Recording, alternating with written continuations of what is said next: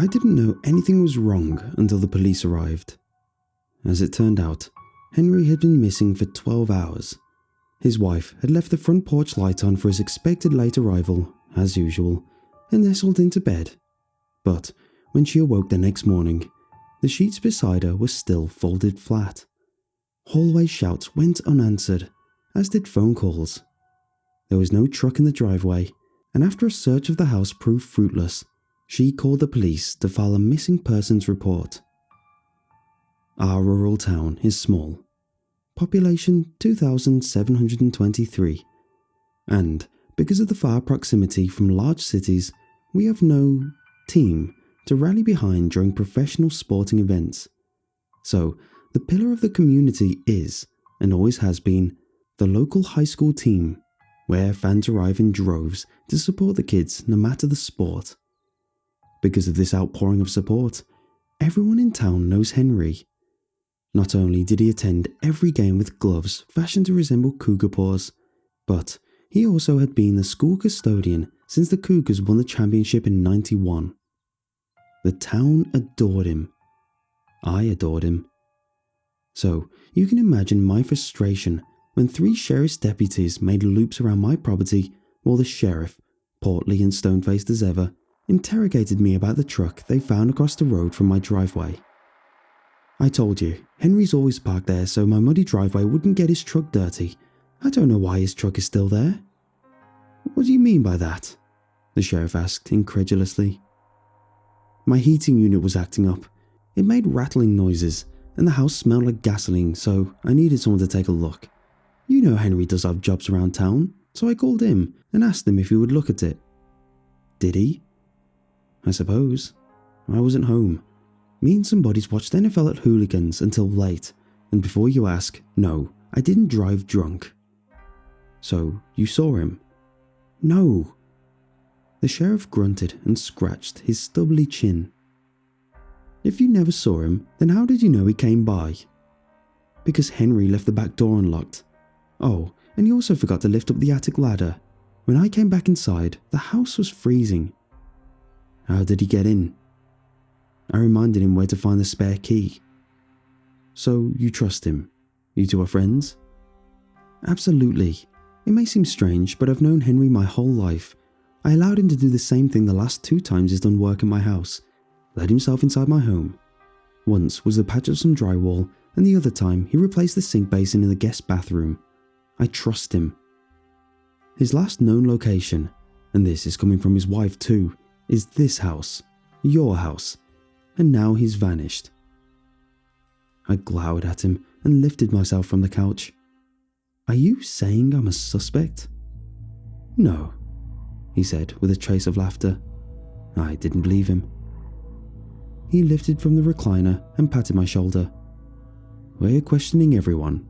Part of the job. Did you see his truck when you soberly came home last night? From what your deputy said earlier, it was parked near the cattle gate. I came back from Hooligans in the other direction. So no, I didn't see it. Had I seen it, I probably would have called you myself. When did you return from the bar? Last night, probably midnight or 1. If I contact those buddies of yours, the ones from the bar, they'll corroborate your story? Yes, sir. I hope you do call them. He nodded rapidly, an acknowledgement of disbelief about most, if not all of the things I told him. He hitched his belt up under his belly and plodded out of my living room and toward the porch. Before the front door could close on him, he caught the knob, then poked his head through the threshold. Before I go, I gotta ask, do you believe in coincidences? I palmed the back of my neck. I guess so. Why? When did you buy this house? Last summer. Couldn't pass up on the price. He edged a shoulder into the foyer, followed by a boot, then looped a thumb in his pocket. When I was a boy, about 9 or 10, a little girl in my class went missing. Everyone, and I mean everyone, went out searching for that little girl. They even used hounds at one point, but she was never found. Then, a few decades later, a 70-year-old woman went missing. Food still in the pantry, milk still in the fridge, cash, credit cards, car keys, all in a purse. Poof, just gone. Never found her either. Tragic. Really it is, but how does that involve me? Because both those people went missing while they lived in this house. There was a hitch in my breath. Cement shoes, hammering heart, tunnel vision. The sheriff tossed me a sidelong glance. And now we have Henry at this house 1 minute, then poof, gone like the other two. So, do you believe in coincidences? Oh, that's strange, Sheriff, I'll admit, but I have no part in this. Can I give my buddy's info now? My mind reeled as the sheriff returned to his cruiser with the names and numbers of the friends I were with the night before. He was soon followed by the other deputies that had been scouring through the pasture and thickets for any trace of the missing custodian. I wanted to join the search. I really did. But, despite my factual answers to the sheriff, I believed he pinned me as a suspect from the get-go. After a few beers to calm my nerves, I dialed my buddies one by one to explain about the possible phone call from the authorities, only for each to inform me they had already been contacted in the last 10 minutes. Panic set in. What started as confusion had morphed into something much worse.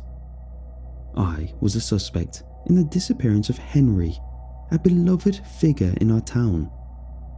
Also, there was something troubling about the sheriff's anecdote. Not one, but two disappearances had a common thread, and I was living in it. I doubt I blinked for the next hour during my online search for any evidence that could prop up what he had told me, that my house was cursed or haunted, that a construction of wood and metal and screws could instigate the disappearance of a human being. I clicked and read and bookmarked any pertinent information. As it turned out, or perhaps because he didn't know, the sheriff had understated the truth. My research informed me that my home, a ranch-style single-story with a vaulted ceiling and two-car garage, had been built in 1964 by a palmy banker. He built it for his wife and family that eventually expanded to include 4 daughters. I came across a write-up that portrayed them as a wholesome group: daughter who enjoyed ballet, a homemaker wife who could cook a fierce Thanksgiving turkey, a proud father who enjoyed barbecues and church services.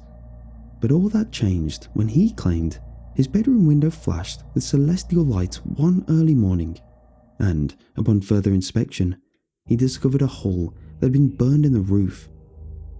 Lightning, the article quoted what the banker had said. I thought it was lightning. The following week, he left for a 3-day business trip. When he returned, his wife and 4 daughters were gone. Authorities at the time dispelled the notion of murder or kidnapping. They blamed it on a fleeing wife who suffered through a furtive abusive relationship, and they never did any meaningful investigation to support alternative claims. The banker's body was found the day after the investigation was called off, hanging from a backyard oak. I found several articles dated a few years later about a young girl that went missing while her mother packed outdated Christmas decorations from the attic to be stored in the shed, going back and forth between the two for an hour until the joyous laughter of her daughter became an eerie silence. Gone. Taken right from under her nose by a pervert or some maniac. This was one of the stories that sheriff had told me. I read on, shocked at the words in the newspaper, quotes from grieving family members begging for a safe return that never occurred. Minutes later, I found an article about an elderly woman. The sheriff was not exaggerating. Food still in the pantry, milk still in the fridge, cash and credit cards, and her keys to an old Volvo were all found in her purse. Poof, the sheriff had said. No wonder the home was at such a low price when I purchased it. Unsolved mysteries tend to bring down real estate value. I remember the realtor giving me the spiel. Never had a rodent problem, never had a leaky roof, never had a bug infestation, solid foundation, plenty of space, and it could be yours for such a low price, she told me. Be a homeowner. Come on, a millennial homeowner is a rarity these days. Her wily speech had worked. I felt stupid, duped into the purchase of a cursed residence. Strangely, I didn't believe in the supernatural, and had never personally seen a ghost or phantom, or one of those floating orbs of light. To me, it was a way to energize tourism, feast on people's nightmares. But on that day, I was caught up in something unusual. It's one thing to read about the history, but now police were showing up to my home with guileful smiles, prodding eyes that surveyed for evidence, skepticism when I spoke. The nightmare was no longer in the past. It was later that day, and the loud knocks made me wince. 2 deputies stood on my porch, a pair of tall muscleheads that were obviously sent to intimidate. One more look around, they asked if I would allow it. I had nothing to hide, so their request was granted. This circuit around my home was much more in depth than the one around my property, and as I followed them around like a lost puppy, they upturned containers and leafed through my clothes and ransacked every cabinet. I was annoyed, sure, but felt I was helping the investigation, thinking when they realized I wasn't involved, then they could focus their attention elsewhere. Sir, we're about done. Do you have a basement or attic? Attic. Mind if we go ahead, I said. Be my guest. Let me know if the heating unit is coughing again. The attic ladder was unfolded from the ceiling and stabilized in the hallway. After lighting his mag light, the bigger of the 2 deputies began his creaky climb into the dark void above. When the darkness swallowed him, and the only sign of his location was the occasional flicker of light seen through the access opening, the second deputy planted a foot on a grooved rung and rubbed the bridge of his nose. There was a metallic rattle, then a large wrench protruding from the opening, followed by the looming presence of the attic lawman. He called out to his partner, "Got a toolbox with Henry's name on it. Cuff him." In a blur of motion, the officer near me whipped my arm behind my head in one swift motion. In the corner of my eye, I saw him remove plastic restraints from his belt. I cringed in pain and shouted my innocence as I had already told the sheriff Henry had inspected my HVAC the night before, but was blatantly ignored. Yet, in the commotion, I heard a deep wallop from above. When my arm was released, it wasn't because of my indignation. A horrific shriek blasted from the attic. A yell of a man in pain. An odd strobe effect was all I could see in the inky square above the ladder as the officer's flashlight spun and twitched in the darkness above. Then, all sound stopped. The officer beside me gazed up the ladder. "Jones? Jones, what's wrong?" Silence. He turned to me, but his mind was in a deliberation. "Sir, I didn't do anything." "Shut up. Arms through here. Now!" Panicked, the officer used the plastic, disposable cuffs on my right wrist and looped the excess through a metal ladder hinge before fastening my left wrist. He raced upstairs to his friend. My shouts were ignored. My pleas lost in the frenzied mind of a spooked cop. The creak of the rungs moaned in agony against his weight, but were barely audible against the beckoning calls to his lost brother in blue.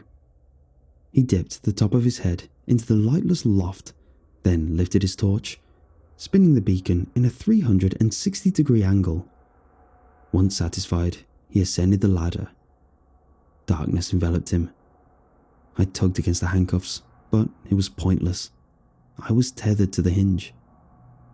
"Oh my God," uttered a feeble voice from above. There was a thundering noise, footfall, then another scream of agonized pain. Unable to believe what happened, I stood in stupid amazement at the featureless black square, waiting for the pair to materialize and joke about the size of a rat or cockroach. All a joke, a trick to play on the stupid, shackled suspect. My throat seized into itself as I waited, gaping at the nothing above my head. The muscleheads never appeared. The void of my attic seemed to swallow a pair of deputies right in front of my eyes, and yet I still didn't believe it. I jerked madly at my restraints, trying to jostle the ladder into a creaky surrender, but the screws held firm. It felt as if the frame of black was staring back at me, a window into oblivion. I started to weep. Frantic calls for help went unanswered, until I heard a voice.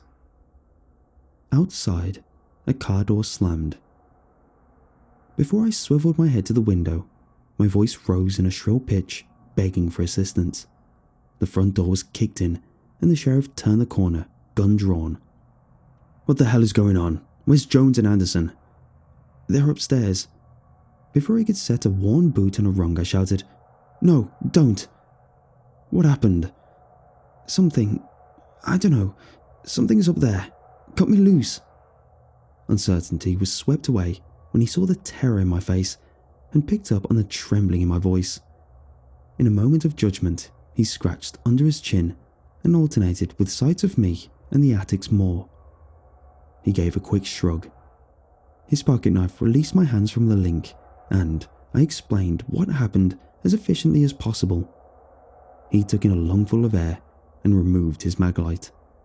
"Your house, your lead," the sheriff said as he thrust the flashlight to my chest. "I'm not going. I don't know what—" "Sounds like my deputies were injured. For all I know, you've set traps up there. You go first." He flicked his pistol a little, and I started up the ladder, my new plastic bracelets scratching the grooved threads of each rung. By the time I was on the boundary of where the hallway light met the obscurity of the attic, I was shaking. "Hurry up, those men have families," the sheriff called out from behind. I plunged into the murky frontier and immediately cast every wall and light with rapid turns of the torch.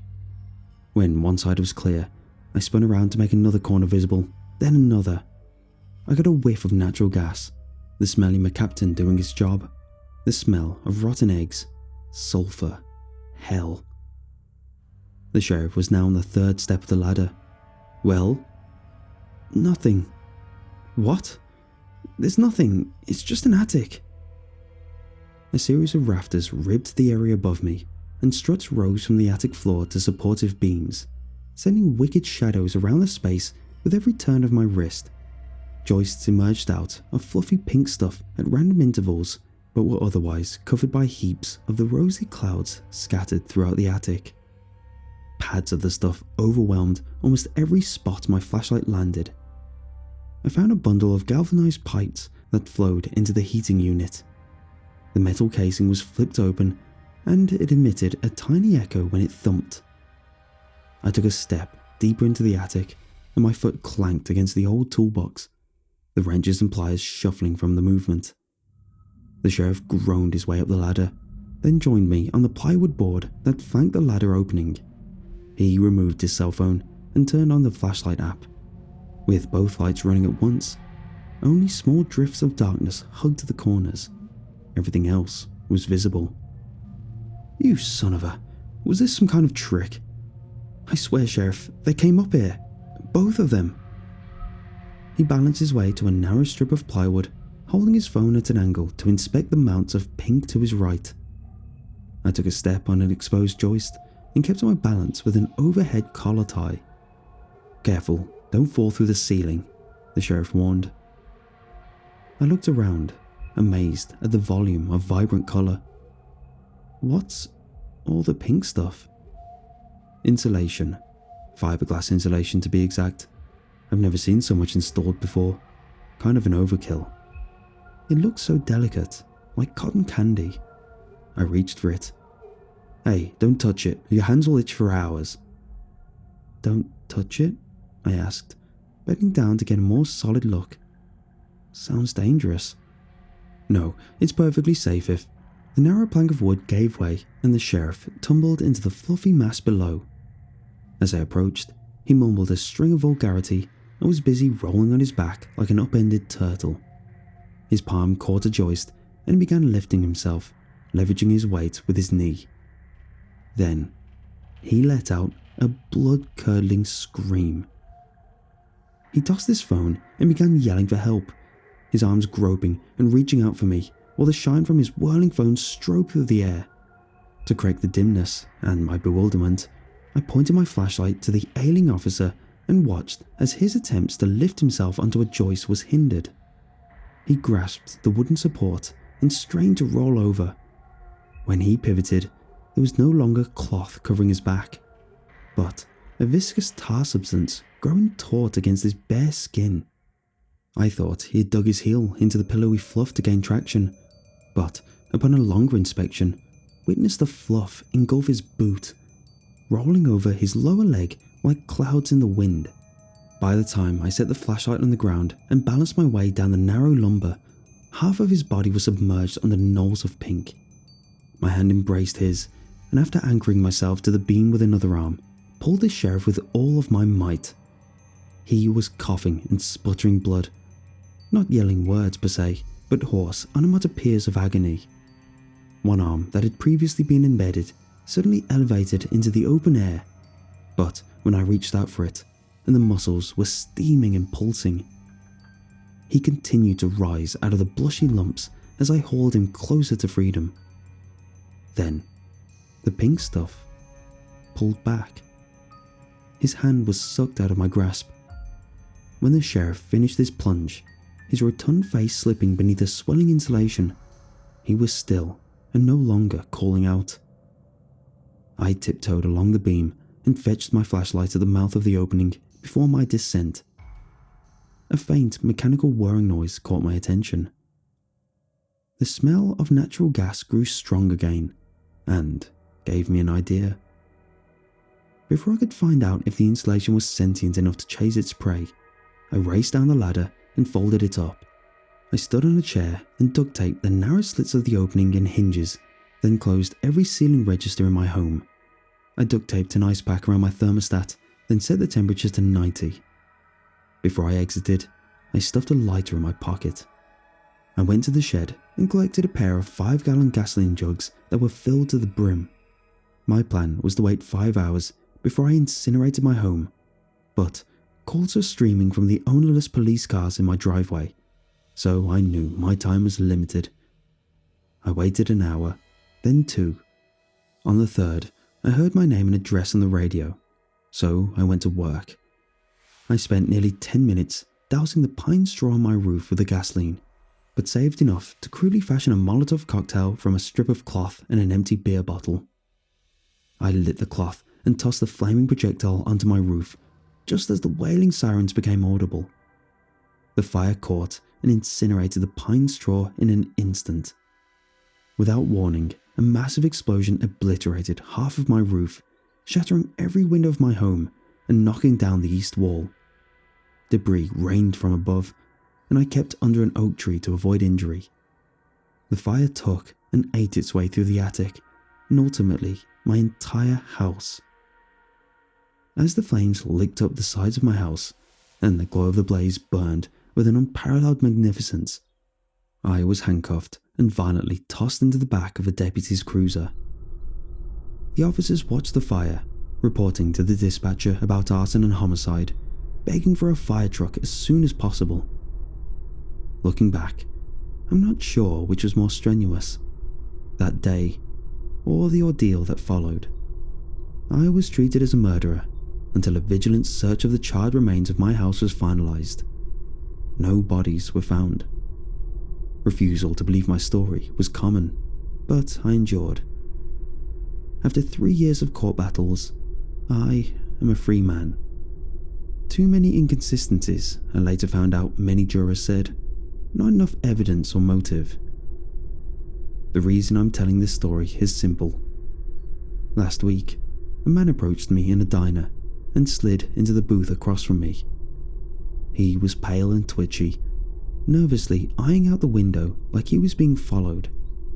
He told me he was serving the Army National Guard several years ago when his unit was mobilized for a covert operation.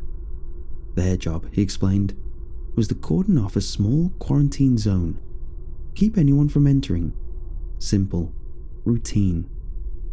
He leaned in close when he told me the quarantine zone was the spot where my house burned and the surrounding field. He was assigned the mission the day after everything transpired. Too bad it didn't belong to me anymore, as the property had been eminent domained by the government and seized immediately after my arrest. Nervously, the stranger said that scientists wearing hazmat suits began collecting wads of bright pink material and sequestering them to steel containers. Fellow soldiers in his National Guard unit joked they were protecting a cotton candy stand. He said in a wistful tone that his fellow soldiers weren't joking anymore. When I asked him why he was telling me all this, he grimaced. Before I could slide out of the booth and leave the stranger, he clung to my wrist. "I'm trying to tell you," he said with a fearful quiver. "It got out. The pink stuff got out. It could be anywhere."